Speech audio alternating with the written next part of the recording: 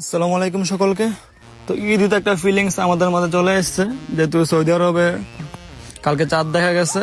তো বাংলাদেশের চাঁদ বিজ্ঞানীরা তো অবশ্যই আজকে চাঁদ দেখা যাক আর না যাক, তো তারা তো অবশ্যই কালকে ঈদ আমাদের ঈদ ঘোষণা করবে। তো ঈদ উপলক্ষে আমরা আসলাম গরিবের কক্সবাজার, কুমিল্লার গুমতি নদী।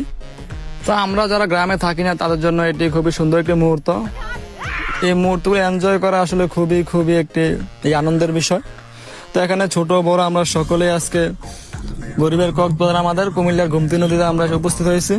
তো এই আনন্দ মুহূর্তের কিছু মুহূর্ত আপনাদের মাঝে শেয়ার করলাম।